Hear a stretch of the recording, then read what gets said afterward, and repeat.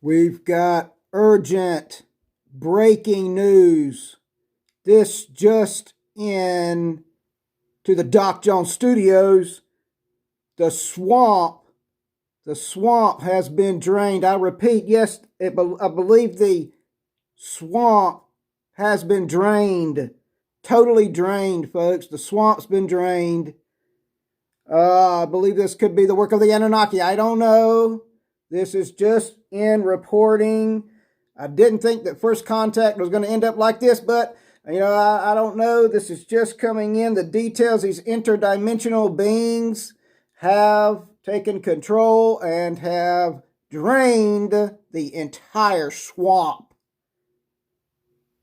Could be the work of the Anunnaki, maybe the reptilians. I don't know. As we take a look here, we can see clearly there is a huge spaceship hovering above and blowing up. It looks like the White House in Washington, D.C. It looks like we may have the answer. I'm not sure. I'll keep reporting. This is Doc Jones and Doc Jones Studios, folks. What's going on, y'all? What is going on? I'm Doc Jones, and we're at the Doc Jones Studios once again. Folks, bringing it to you, folks. Just going to highlight your day and just hope that everybody's doing well out there. Well, I'm going to get right into it. We're shaking, we're quaking, we're doing a lot of things. The earth is violently shaking. So we're going to get right into some more details, folks. It is May 12th, 2020 years. So, yeah. So we were, recently in past videos, we were talking about May 12th and what would happen. Well, I do know that it is the 133rd day of the Gregorian calendar, and we have 233 days left until the end of the year. So we have a lot of threes there, of course. 333, somewhat of a Masonic code. But we'll disregard and just continue on. Yes, it's May 12th, 2020 years, folks.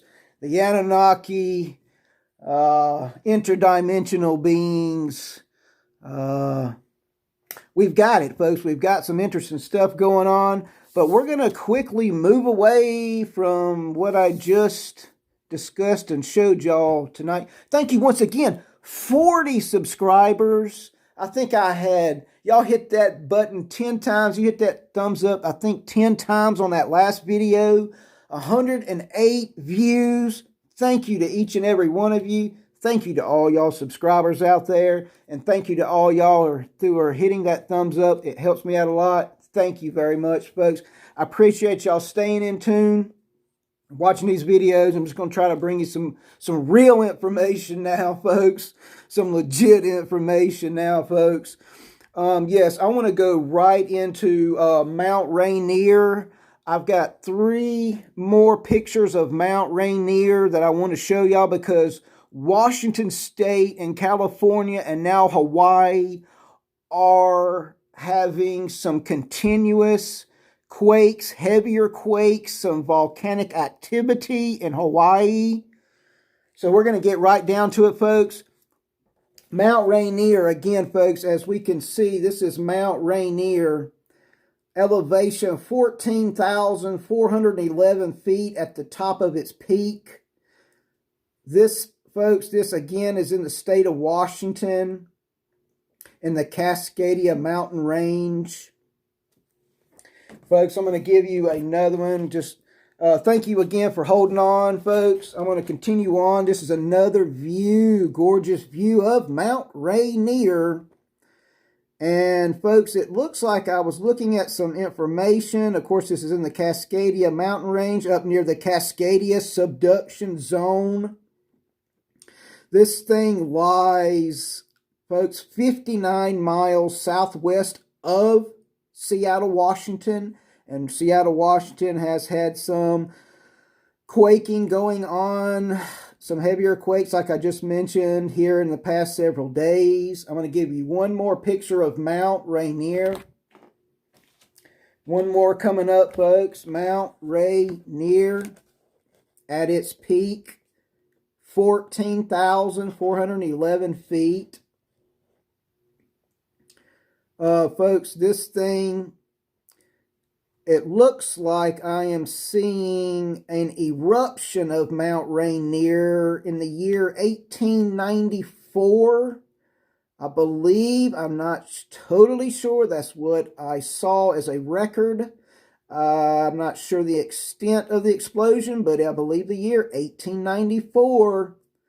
I'm going to continue on, folks, with another mountain other than Mount Rainier that I have discussed before in my last video. If for y'all have not checked out my last video, go check it out. There's some other pictures of Mount Rainier and of Mount St. Helens. Folks, this picture of Mount St. Helens, this is a real picture taken, I believe, by either my dad or my brother. We go to Washington State on a regular basis. And folks, one of them took this picture. I cannot remember who. This is dated back in 2012. But again, Mount St. Helens, folks, this thing exploded in 1980. As you can see, the top and the side were blown out. And this, again, is in the Cascadia mountain range, again, in the state of Washington on the west coast of the United States. Again, this is a real picture from 2012. And I want to continue with Mount St. Helens, folks. If you'll hold on with me again tonight as you take a look at the picture. We're looking at dates from 500 years of Mount St. Helens. 4 eruptions have occurred that they know of in the past 500 years. But there was a lot of many minor eruptions during the 500 years, but 4 major ones. This is the most active mountain / stratovolcano in the Cascadia mountain ranges. 57 people died in the 1980 eruption at 8:32 a.m. in the morning of May 18th, 1980.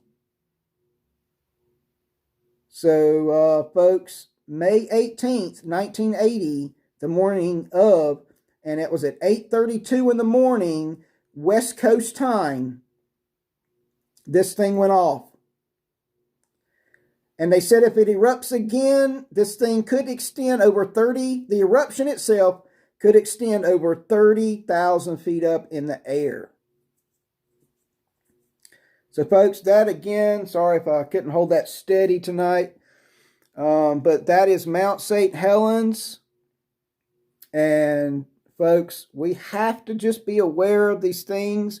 The people out there on the West Coast, hopefully most of them by this point in time, are aware of these things. That when I was young, I'd go out there yearly. And it's an amazing area of the country out there, but can be extremely dangerous. But as of yet, we just have to be aware of these things. These are volcanoes. I used to think these were just mountains, just regular large mountains, but no, they're stratovolcanoes. And we've had quakes, and we're going to go into these quakes. The Cascadia subduction zone, folks, on the 10th, just a couple of days back, a 4.7 occurred, a 4.7 magnitude earthquake occurred off the coast of Canada and Washington State there right off Vancouver. And we had a 4.5 near San Diego, California, where the San Andreas Fault lies. That again on the 10th.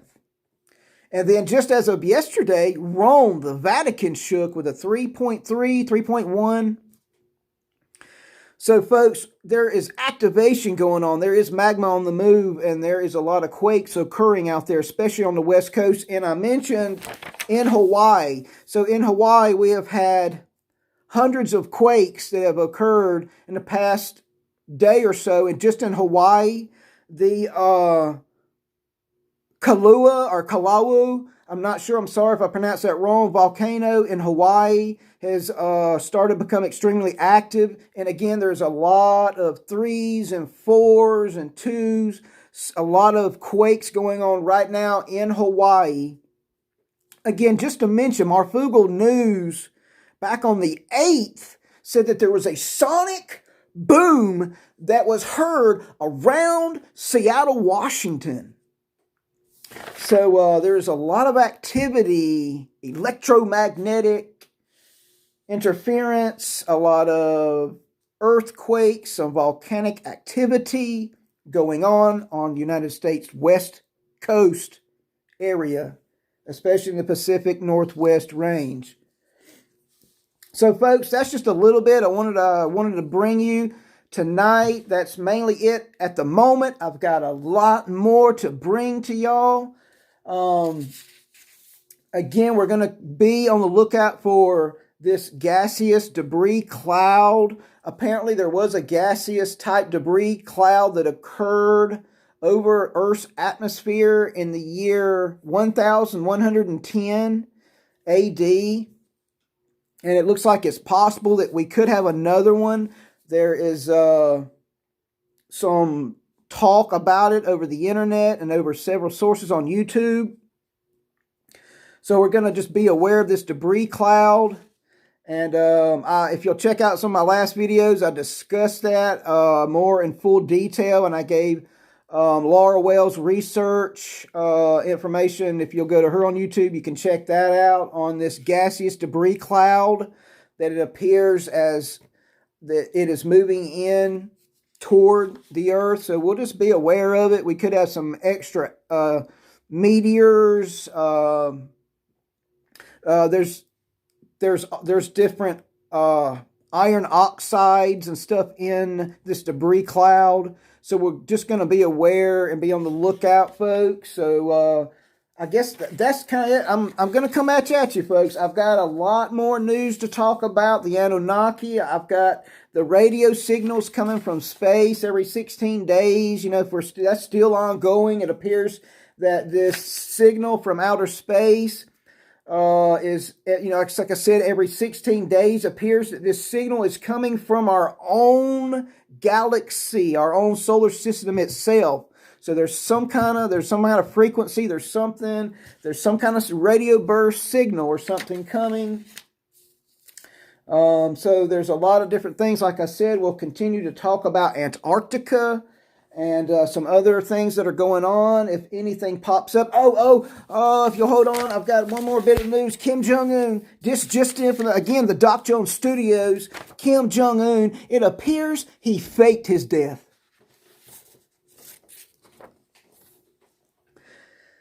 It appears, again, he faked his own death. And it appears there is a mark on the bottom of his right wrist that people have been talking about. What is this? What is this? The mark. Be aware of the mark. It's coming, folks. We are near the end of days. That's no joke.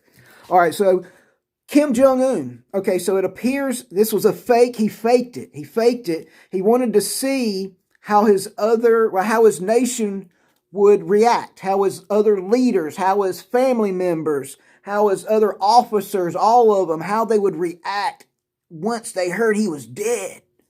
How would have they reacted? He wanted to see, would somebody quickly take power, or would it be chaos?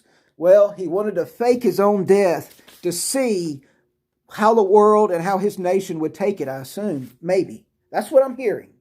So, all right, folks. So, that'll be it for tonight. I'll come back at y'all. Y'all hold on tight. Keep the faith. Let's keep that faith. Let's keep prayer. Prayer for our family, our friends, our neighbors, our co-workers. Let's stay in deep prayer, meditation, on the Word, folks.